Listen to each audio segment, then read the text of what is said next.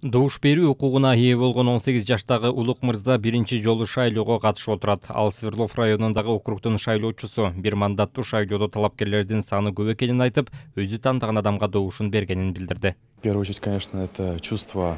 Жакшы сезим болот экен. Биринчи жолу жарандык милдетимди аткарып жатам. Ковидтен сактануунун жол-жоболору сакталыптыр. Эч кандай оорчулук жаралган жок. Шайлоо учурунда терс көрүнүштөрдү байкаган жокмун. Добуш берүү процесси жакшы өтүүдө.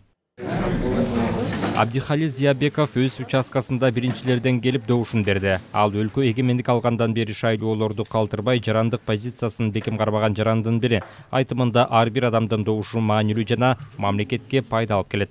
Илгери бизде шайлоо майрам күндөгүдөй болгон. Ошон үчүн эрте келебиз да.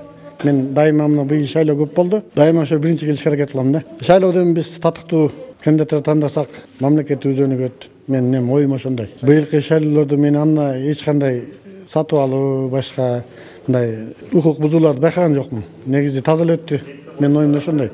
Таза эле өттү дейм го. Өзүбүз каалаган кандидаттарды тандап шайладык. Шайлоо жакшы уюштурулуптур бул жерде. Пришел на выборы. Выборы проходят нормально. Шайлоого катышайын деп келдим. Өнөктүк жакшы өтүп жатат. Даярдык жакшы экен. Кызматкерлер дагы сылык тосуп алышты.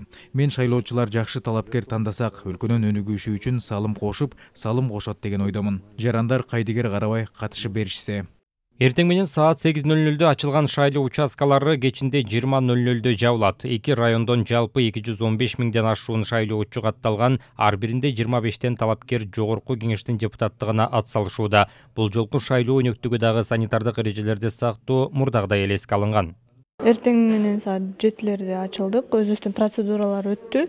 8:00 ачылгандан кийин избирательдер келип баштады. Азырынча аз.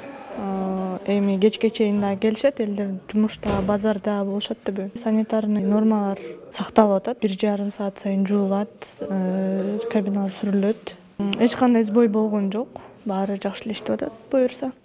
Буга чейин Коопсуздук кеңешинин катчысы Марат Иманкулов талапкерлерге кайрылып, шайлоо эркин жана адилет өтүшү үчүн мамлекеттик жана жергиликтүү өз алдынча башкаруу органдары шайлоо процессине кийлигишпөөгө тийиш экендигин эскерткен.